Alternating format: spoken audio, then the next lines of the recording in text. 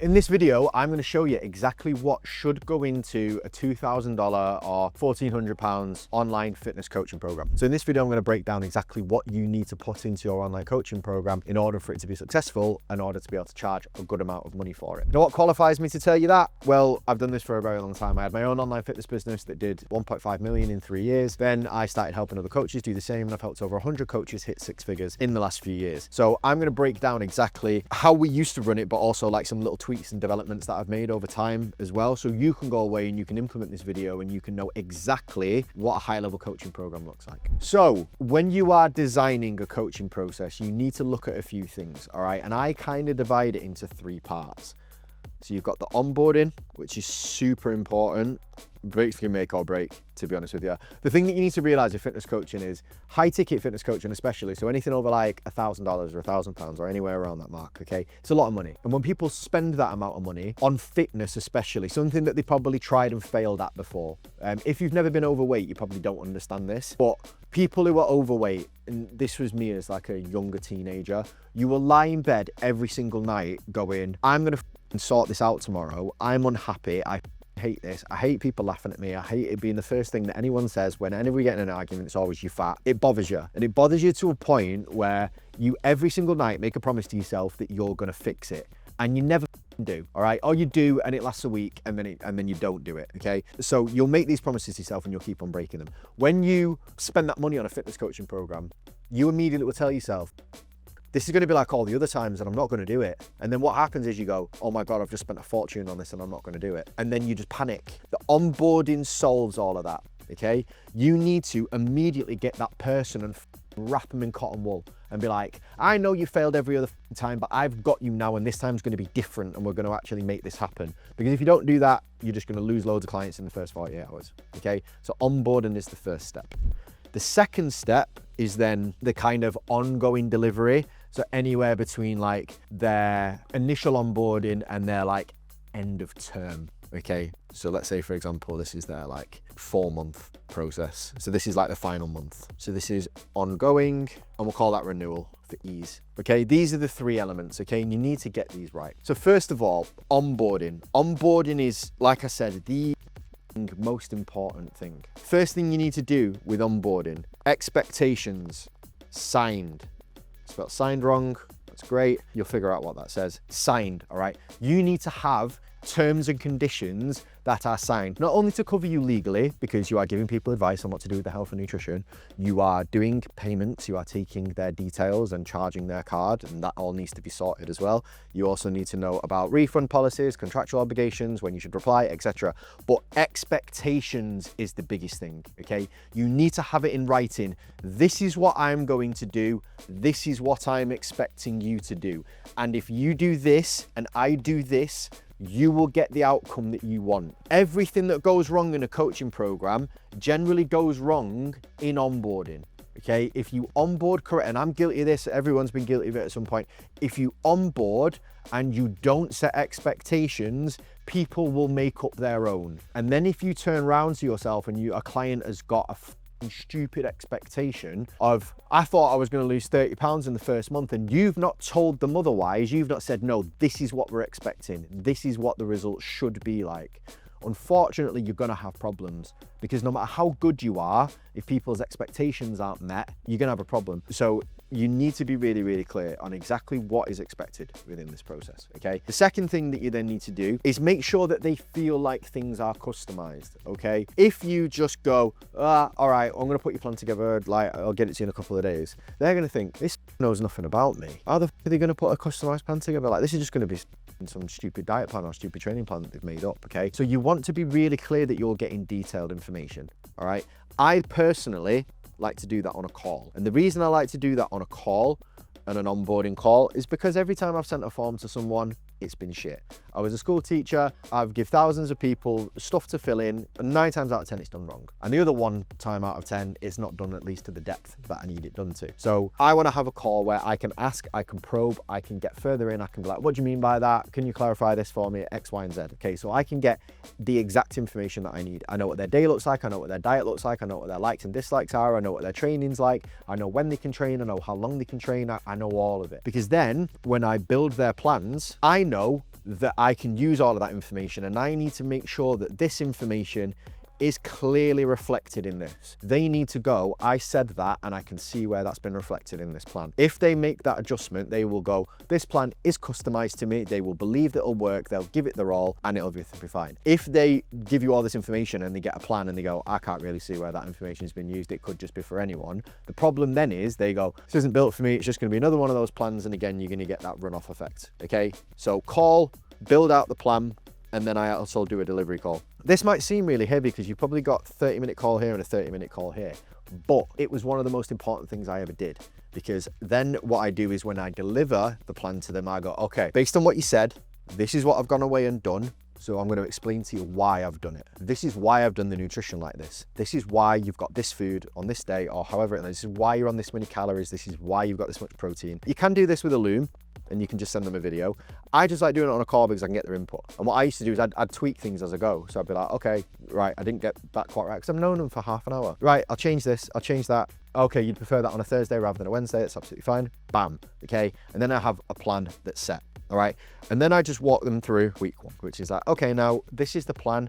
This is exactly what I need you to do for me so I can make sure that this is being delivered correctly. And I'll walk them through like any features of my app, things like that. They say you do check-in, etc. They'll see a video for this and they'll have a handbook for this to remind them of how to do this. But I like just going through it with them one-on-one just to make sure they know what they're doing. And then after they've gone into their first week, I consider a client onboarded. So that's the whole onboarding procedure. So this is 30 minutes. This is 30 minutes, and this is somewhere between 30 minutes and an hour, depending on how left field the client is. If it's exactly like another client, it's absolutely fine. It's usually quite quick. If they are very, very different, they've got lots of different likes and tastes and stuff like that, it might take a little bit longer. Usually it's about an hour and a half of onboarding. That hour and a half is the best hour and a half you'll ever spend, by the way, onboarding a client, because you set them off on the right foot, they'll be brilliant clients then for the rest of it. Okay, now the ongoing. So here's what needs to happen. And I do this daily, okay? Especially in the first week. Daily accountability and daily feedback. This is to make sure that people hit the ground running. You build momentum with the client, okay? You basically force the habits in them.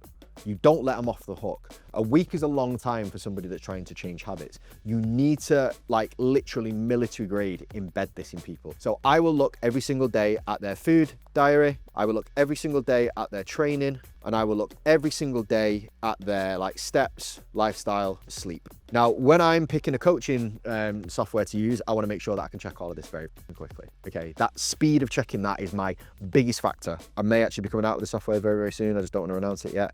But that's been the biggest focus of being able to know all of that as easily as possible and then give feedback on it. Okay, so they will get feedback on that every single day.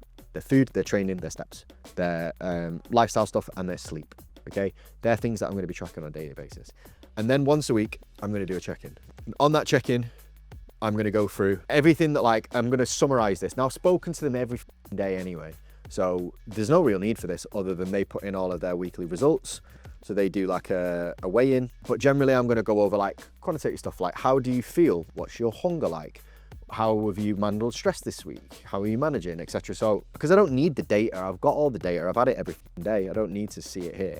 This is more like for them to give me their opinions and their feelings of how they're getting on. Okay, then I'm going to read that back. I'm going to analyze it. I'm going to say, okay, based on what you've said here, this is what we need to do, and this is what we need to move forward. This is what you've done really well. So go, what went well? It would be even better if you're a school teacher, you'll know this. What went well, even better if. We do this for marking all the time, but I used to use it for check-ins. What went well, even better if. And then action steps for next week. These are the changes I've made in the nutrition. These are the changes that I made in the training. This is why I've done it based off this. Let's go round again, all right? That to me is very, very simple. What people do wrong in the daily is they don't actually do it. So they give the client a plan, they leave them all week, and then they get them to this massive off form at the end of the week, and then they try and give them all this feedback. The problem with that is, it's just too much to do at once. You're trying to shut the gate after the horse has bolted. Okay, if that person's fucked up their food for 5 days and you check it at the end of the week, you're gonna be like, well, that was shit, so we've wasted a week now. If I get them on the day 2, I can fix it, and then it's already better, okay? So I do it this way. I'd rather do a little bit every single day, and then do something like slightly more qualitative at the end of the week. I got this from teaching, okay? If you don't know what a school teacher's workload is like, okay, I'd have probably 7 classes of anywhere from remedial science to special educational needs, all the way up to A-level physics. To keep on top of all of those kids, do you think that there would be a way where I would just mark their books once a week? Absolutely not. It would have taken ages. So what do I do at the end of every single lesson with those kids? We go back, we spend 10 minutes, we reflect on the lesson, they mark their own work, okay? Or they swap books. If I could do it for all 30 of them in the last 15 minutes, I would have done. And you can with technology and fitness coaching nowadays, but I want their work marked daily, because then when I come to mark their books, I'm not starting from scratch.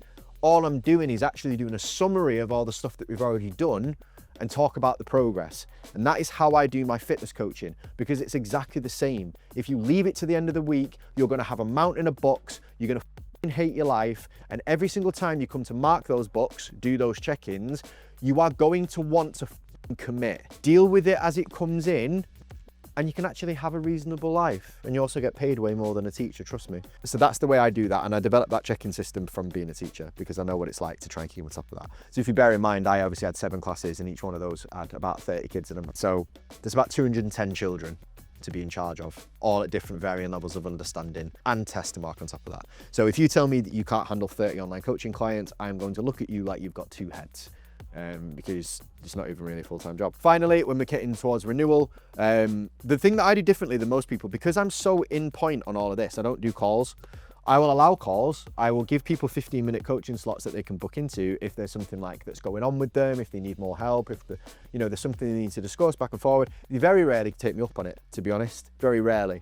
So I will have some of those throughout the week, but I don't schedule them in. The reason why I don't schedule them in is because if you schedule in a monthly call, you will find that for some reason, people book the call even though they don't need it, and you just end up wasting everyone's time and you talk shit, okay? And in my opinion, you don't need parents' evening every month, and that's the way that I used to do it, all right? So you can have the calls in there, but the one thing I will do is I will have a call at the end of the term. So if it's a 4-month program, okay, I will have that call within kind of month 3 to month 4, and I will review their progress.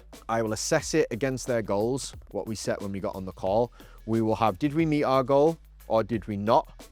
What were the reasons why? What are the next steps that we need to put in place? And then we recommit. That process, I just go through in every call. We review, okay, this is how the last 3 months have been. How do you feel about it? Da, da, da, da. Okay, let's assess this about what we said we were going to do. Did we complete this? Did we complete this? Did we complete this? Did we get the result that we wanted? Yes. If so, why? What do we need to move forward with? What was good? What was bad? What do we need to change?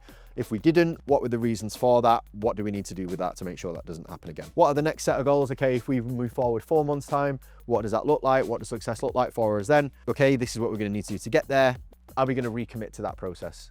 Are we either going to continue doing the good stuff because everything's gone well, or what are we going to change about this process that makes it happen? All right.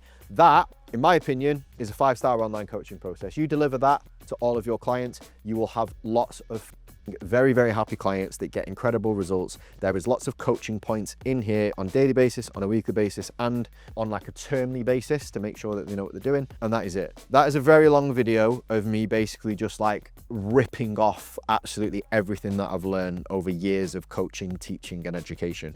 But I guarantee you, if you watch that video, you make this your Bible of how to coach people and you implement it, and this becomes a video that you go back to and back to and back to, I guarantee you will have a very successful business no matter how good or how bad your sales and marketing are, because if you are this good and you deliver this on a consistent basis, people will be very happy and you will get lots of referrals and your business will grow. Okay, hopefully that was really, really helpful. I really enjoy making these kind of videos. I can kind of get into my bag a little bit for you. So hopefully that was useful. Leave me a comment and let me know what you think about it. If you've got anything different, if you've got any questions about why I do some certain things or why I don't do certain things. But yeah, hopefully that was great. I'll see you next time.